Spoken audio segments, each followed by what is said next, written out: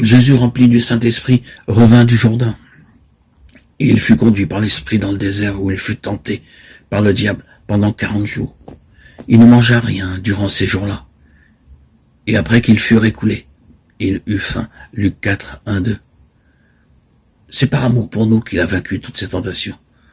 Aussi connaît-il toutes les espèces de tentations que nous devons affronter.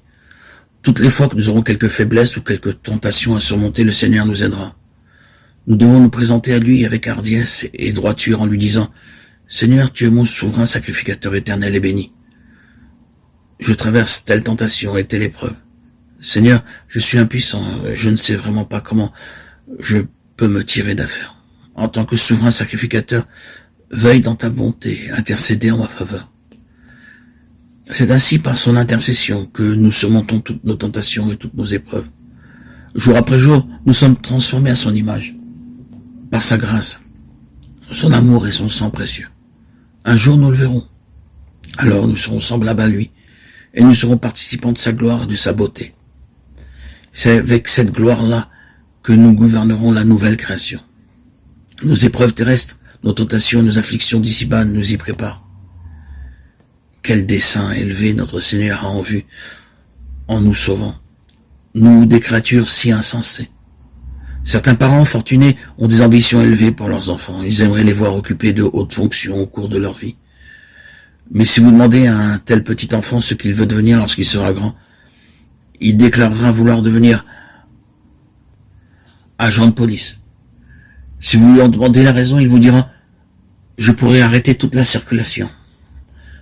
En tant qu'enfants, ils ne peuvent pas comprendre le grand dessein de leurs parents pour leur existence.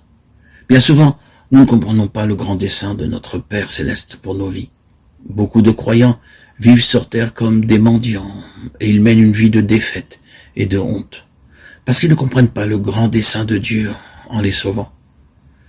Comment échapperons-nous si nous négligeons un si grand salut? Quelle grande perte si nous sommes négligents et insouciants au sujet de notre salut.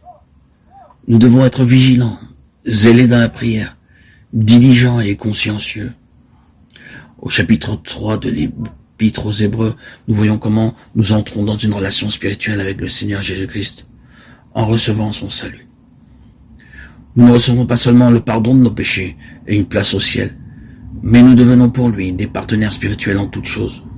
Cette relation est unique dans son genre. En d'autres endroits de la Bible, nous sommes appelés collaborateurs et partenaires de Dieu, car nous sommes ouvriers avec Dieu. Vous êtes le champ de Dieu, l'édifice de Dieu. 1 Corinthiens 3, 9. Puisque nous travaillons avec Dieu, nous vous exhortons à ne pas recevoir la grâce de Dieu en vain. 2 Corinthiens 6, 1.